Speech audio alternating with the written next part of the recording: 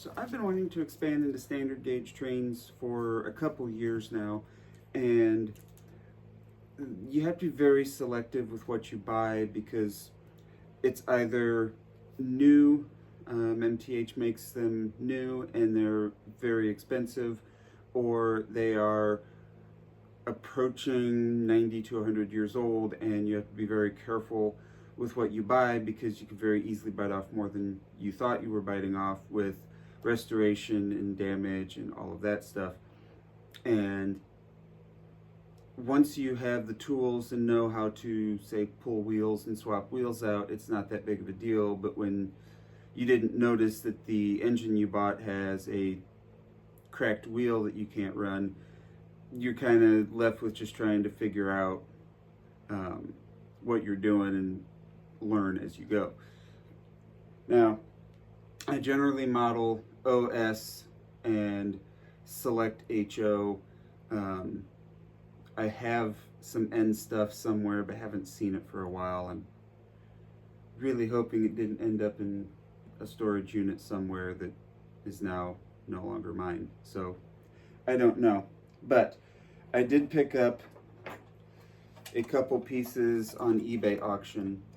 These are huge compared to everything else. Honestly, I don't have any G scale, but at some point I kind of want to compare it to G scale because it's not that much smaller than G scale. Like the difference between standard and O feels a lot bigger than the difference between standard and G. And I picked up boxcar and caboose on eBay auction, and it never ceases to amaze me that larger trains are more expensive because the smaller you go, the more they have to be engineered in order to operate in the tighter space you have to fit everything in. Whereas the larger stuff, you have a lot more space to design a simple chassis for the motor and drive system and for all that stuff.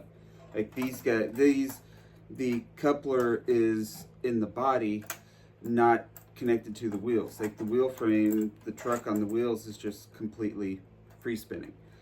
But this one, these guys are in pretty good shape. Very minimal, if any, rust on like the wheels and all that. Now I do not have the track in. The track should be here in a few days.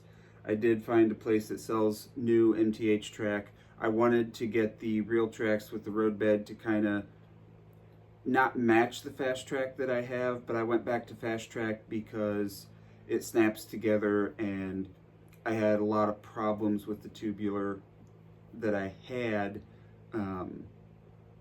not staying together. So I'm back to fast track for the current Christmas layout, and it's working really well. I'm happy with it. So we're going to look at two packages that I got that will finish out what I'm going to have for right now. So I've got the caboose and boxcar. I'm careful with what I buy from trains.com. I know some people have bad experiences. The thing is, they do a really decent job of trying to tell you what you're buying. Make sure you look at the pictures and make sure you understand that if they didn't test it, it doesn't work. So they are, I believe a Lionel authorized repair shop, but they absolutely do repair the older trains. So when you're looking at something and it says untested, sold as is, that generally, the general safe rule of thumb is it is in such bad condition visually that it's not, they already know it's not worth their time to try to repair it, so they don't even test it. I have a Gilbert HO engine that I bought super cheap, untested from them, and I spent about 2 hours going through it and brought it back to life. Unfortunately, I was not filming at the time and don't have the repair It's not what I would consider finished. Can still be cleaned up a little bit, but it does run. And that was the goal, was to see if I could get it running again, and I was very happy to get it running. I didn't think I'd ever see it running. But I also paid like $40 for it because they just marked it as untested and went on, which probably meant they put it on the track, turned power on, didn't get anything, and just marked it as untested and move on. There was a lot of cleaning to do on that thing to get power flowing again. So what I picked up was a Lionel number 8. I went that route because it was one of the cheaper engines that they had available. Their testing card said that it runs, and the wheels and general frame looked to be in very good condition. Now, this is the first time that I am seeing it in person. Lionel Super Motor for standard track. Gears look to be in good. The wheels flow smoothly.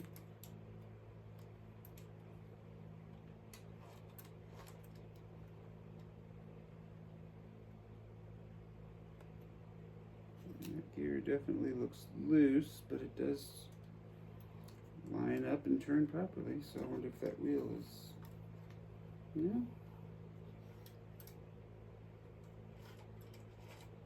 I would bet with a little bit of oil would be perfectly fine. The wheels are in really nice shape. Model engineering works, yeah, so there's two types of people. There's collectors and operators. All 4 of the wheels on this say model engineering works, which means the wheels have been replaced. For me, that is a great thing. That is what I want to see. If I'm buying this was $108. You know, when you're buying a $108 engine, you want it to run. That's the kind of thing you want to run, and you want to see nice, smooth wheels with no rust, no pitting, no cracks. You want to see something that's, you know, ready to go. And looking at this, I would say that we are in the definition of ready to go, and I am very happy with that. So that is awesome. So that is one. Now this, either they sent me something I didn't order, or this is way bigger than what I thought it was. So in the 90s, growing up watching a Lionel Christmas from TM Books and Video, one of the people that they interviewed talked about the Lionel crane car, and how you could use the crane car to actually lift cars from the carpet and put them back on the track, and that was one of the ways that they entertained themselves growing up. Well, that kind of always stuck with me, that it'd be pretty cool to have one of those big old crane cars. Ooh boy.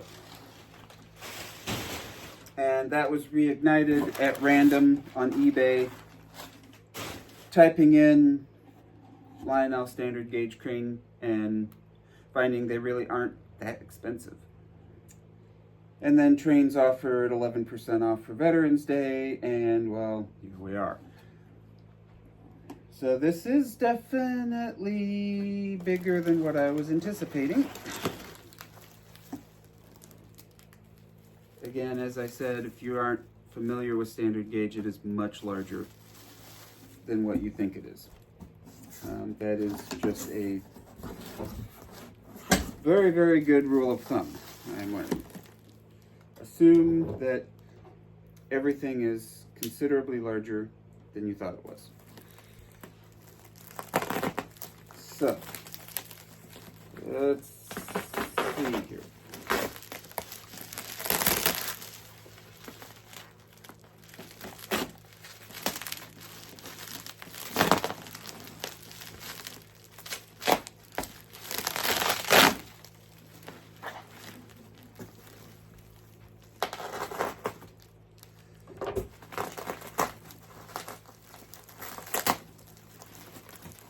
Also, I love that they pack it very well.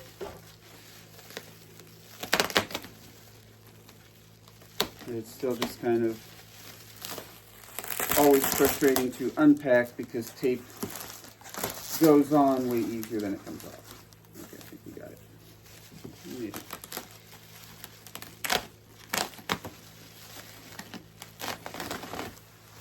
There we go. Man, wow. Don't pick it up by the lid.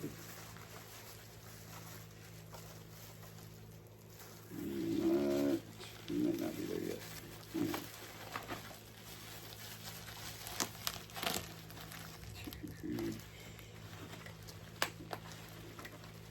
No, the coupler's caught in the plastic. There we go.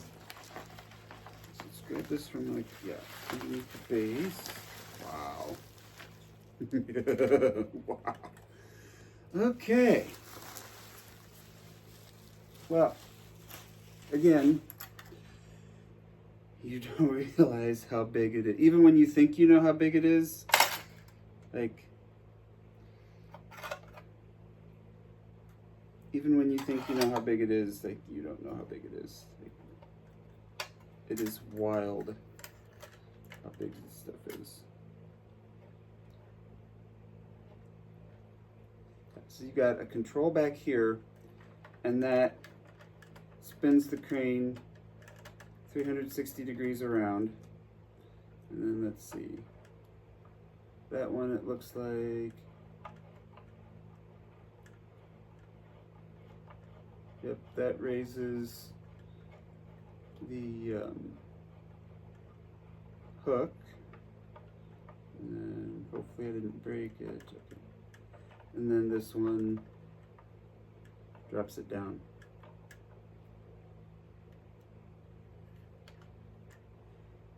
And that is so cool.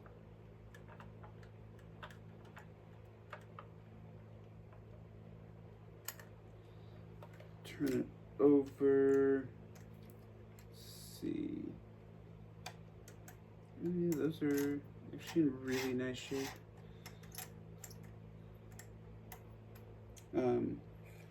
One of the other things about trains too, you know, they marked this, I think it was in C5 condition, with a lot of wear and et cetera, but, you know, I look at it, the wheels aren't cracked, I don't really see any rust. It's a good runner, and it's a good display piece, and those two together are really what I'm looking for, and I am extremely happy with that. Now the other, which they did only send me what I ordered, this giant box, all because of that guy right there. That is wild. So now when you have one of these crane cars, it's like scale of the engine, which you can just kind of barely see. Hang on.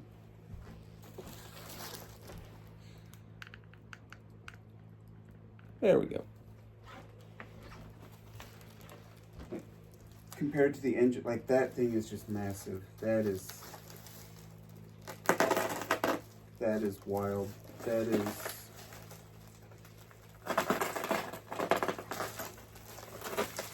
super, super impressive. Okay, so let's get this out.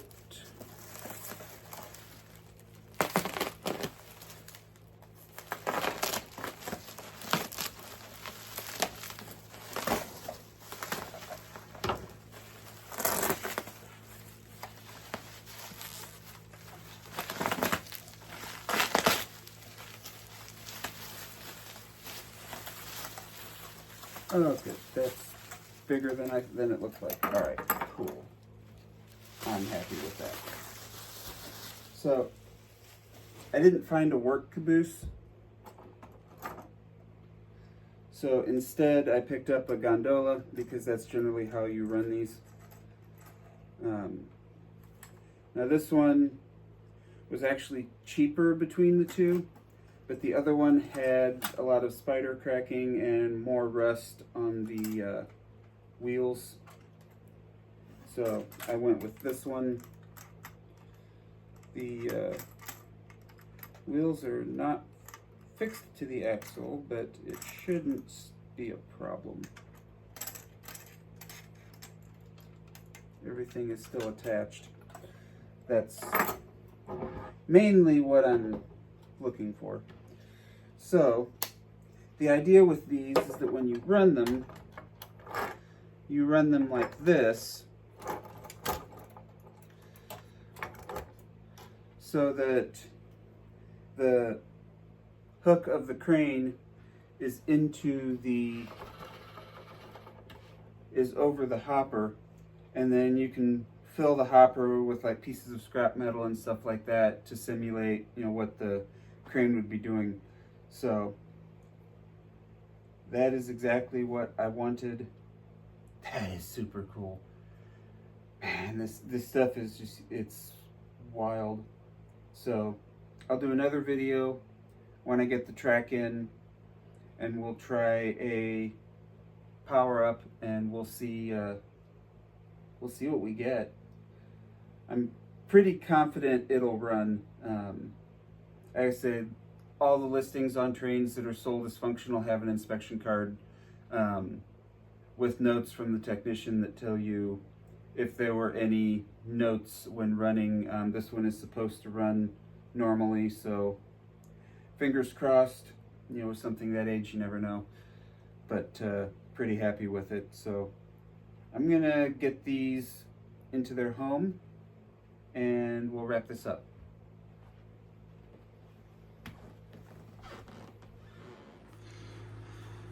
So when I talk about the size difference, this is the O gauge side. That's a couple HO down there. That's my Gilbert HO. And then down here is the standard. And it's just absolutely massive. There's 7 inches on that gap, which I left extra for standard, and I had to just barely get that crane car in there. So I don't really have a place to put a deeper shelf.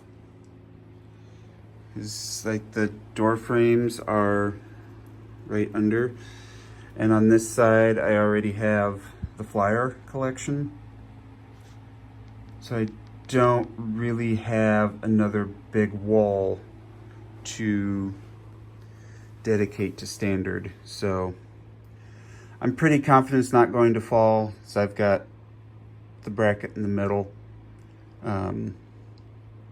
The concern is it's low enough if one of the kids happens to bump into it, but it'll be fine for tonight, and I can figure out a safer location tomorrow. Everything else up here is just rock solid, and I'll do a video later kind of discussing what all we have. The standard is actually not the oldest train here. Most of these were 25 to 32, whereas this American Flyer O gauge set was 1912 to 1918. So that is the oldest piece that I have, and it does run.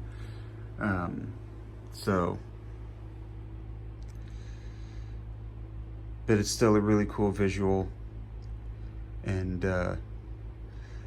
at some point I need to just buckle down and finish out stuff that I'm missing, like the 726 Burke up there needs a tender, but it's one of the 1946 Burkes, so it needs 2426W, which is $250, $300 just for the tender. Yeah, there's more engines than rolling stock. I need to just kind of, if I keep an eye out and try to find some rolling stock lot deals on eBay, that's good videos content as well. Unfortunately, this up here is the 1997 Hudson. with all 6 of its matching cars. The set is 11 feet long, and nowhere in this house do I have that I can put it completely alone. I should take out one of the add-on cars and put the baggage up there, but it really doesn't make that big of a difference. I think we're like 6-8 inches short of being able to do the entire thing. So, but yeah, this video's gotten plenty long-winded, as many of them do, but oh well. So we have our first standard gauge train complete. Kind of keep an eye out. There's a lot more in that 5.1 series, like that's 5.17. I think that gondola is a 5.12 or something in there as well. There's a couple more pieces, so I mean, 2 more cars would run me the full 8 foot, which is another thing. If you have trains, you know it doesn't feel like you have a lot until you try to put them on display, and then the this is 94.5 inches wide, and it does not take very much to completely fill it. So, all right, I go ahead and wrap it. Thanks for hanging out. We'll catch you next time.